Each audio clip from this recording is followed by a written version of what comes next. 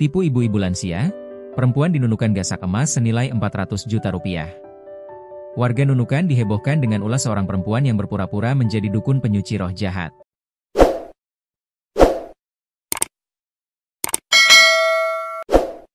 Dengan berbekal keris, kain kuning, dan cairan kimia, perempuan berinisial NN, 36, menipu para ibu lanjut usia, lansia, hingga ratusan juta rupiah.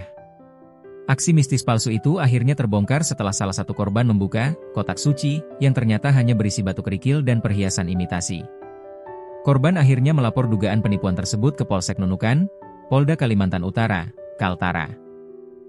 Kapolsek Nunukan, Ibtu Disco Barasa mengatakan tersangka NN berkedok sebagai dukun penyuci diri dari gangguan roh jahat. Tersangka NN berhasil menguras harta 5 orang korban, yang seluruhnya merupakan perempuan lansia. Total kerugian para korban ditaksir mencapai 406 juta rupiah. Modus ini bermula dari kepercayaan masyarakat terhadap NN yang dianggap memiliki kemampuan menyembuhkan penyakit melalui cara-cara spiritual, kata Barasa kepada tribunkaltara.com, Jumat, 31 Oktober 2025, sore. Lanjut Barasa, dia, NN, pakai keris dan kain kuning dengan cara-cara mirip dukun saat mengobati calon korbannya. Kebetulan, ada yang sembuh, sehingga menyebarlah kabar kalau NN adalah wanita sakti yang mampu menyembuhkan berbagai penyakit, tambahnya.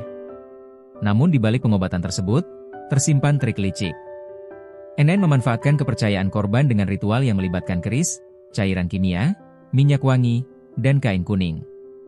Ia berpura-pura melakukan penyucian diri korban dari makhluk astral, sambil meminta perhiasan emas korban sebagai media penyucian. Beraksi dengan efek seolah mistis. Dengan mengenakan kemeja kotak-kotak lengan longgar, NN menyiapkan gelas berisi cairan kimia pencuci emas dan minyak fanbo. Emas korban dimasukkan ke dalam campuran itu, lalu diaduk menggunakan keris. Cairan pun tampak mendidih dan menghitam sambil mengeluarkan aroma wangi.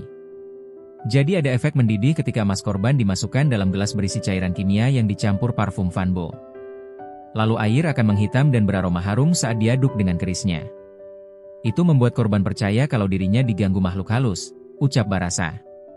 Setelah itu, NN berpura-pura menyucikan perhiasan tersebut dan menggantinya dengan kotak kecil berisi batu dan perhiasan palsu yang telah disiapkannya.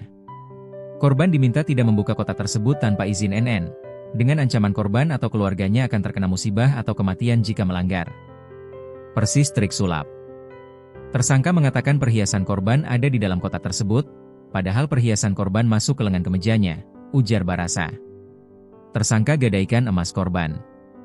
NN kemudian menggadaikan emas-emas korban ke beberapa kantor pegadaian di Nunukan.